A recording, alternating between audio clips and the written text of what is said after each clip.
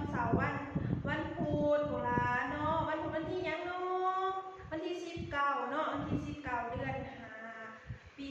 2021แม่นบ่โดยโบราณตื่นนอนแล้วบ่ตื่นนอนแล้วบ่โดยตื่นนอนแล้วอาบน้ำกินข้าวเนาะแล้วก็มาเรียนหนังสือน้ำสาวผู้เนาะมื้อนี้เนาะสาวผู้สิพาโบราณเรียนหยังเนาะเรียนวิชาหยังเนาะมื้อนี้เนาะโดยวิชาคณิตศาสตร์แม่นบ่โดยมื้อนี้สาวผู้สิพาโบราณเรียนวิชาคณิตศาสตร์เนาะก่อนสิไปเรียนสาวผู้สิพาโบราณมาอ่านก่อนอ่านเลขนี่โบราณเคยเรียนแล้วบ่โดยโบราณยังบ่ทันเคยเรียนแม่นบ่มื้อนี้สาวผู้สิพาโบราณมานับเลขอันนี้นี่แม่นเขาเขียนภาษาลาวเนาะนี่แม่นเป็นภาษาลาวเขียนภาษาลาวเขาบ่ได้เขียนว่าเลข1เลข2ใส่แต่เขาเขียนเป็นภาษาลาวแม่นบ่โดยเฮามาอ่านกันเลยเนาะนี่อ่านว่าหยังนี่โบราณว่า0แม่นบ่0 1 2 3 4 5 6 7 8 9 10 11 12 13 14 15 16 17 18 19 20ร้านเป็นจังไดพอจืออยู่บ่คันสันคันเฮามาอ่านอีกเทื่อนึงเนาะอ่านอีกเทื่อนึงเพื่อว่าโบราณสิจือเนาะแล้วให้คันจือแล้วโบราณลองเขียนเองเด้อว่า0มันมีโตหยังแน่มีโตสอเสือแม่นบ่สระอูโตโนอ่านว่า0เด้อโบราณเด้อเห็นบ่นี่สอเสือสระอูแล้วก็นอนกอ่านว่า0 1โตหยังนี่นอ1เนาะ1เด้อโบราณจือเด้อนี่แม่น1เด้อนี่แม่น2 3 4 5 6 7 8 9 10 11 12 13 14 15 16 17 18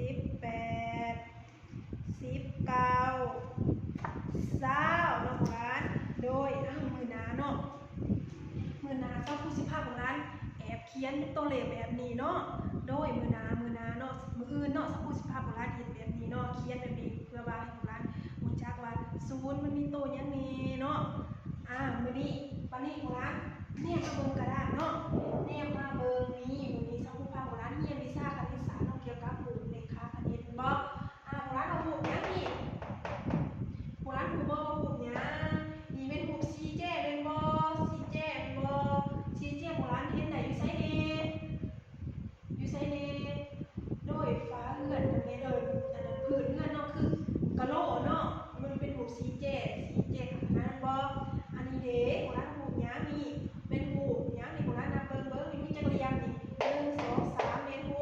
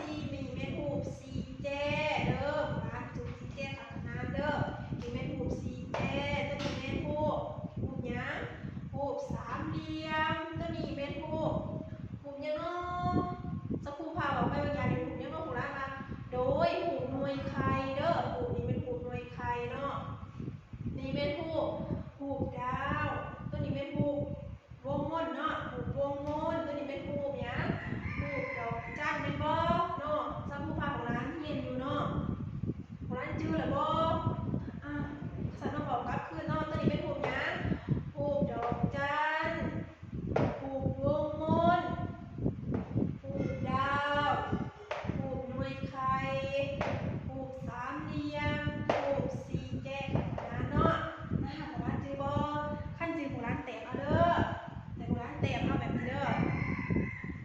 อุปกรณ์ในการแต่งมีอย่างของร้านนี่มีบรรทัดแล้วก็มีซอเนาะมีบรรทัดแล้วก็มีซอให้ของร้านแต้มเนาะแต้มแล้วก็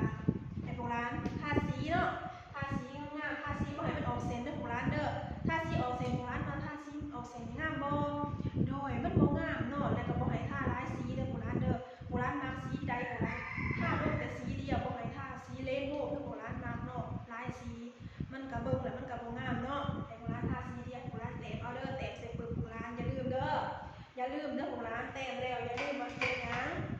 ถ่ายรูปแม่นบ่โดยถ่ายรูปมาให้สาวผู้เบิ่งแล้วสาวผู้สิกวดเนาะว่าผู้ใดเฮ็ดงามผู้ใดตั้งใจเนาะผู้ใดตั้งใจเรียนให้ตั้งใจเรียนเป็นหยังเนาะเป็นเด็กคำหูแม่นบ่โดยผู้ใดตั้งใจเรียนแม่นเป็นเด็กคำหูของไผ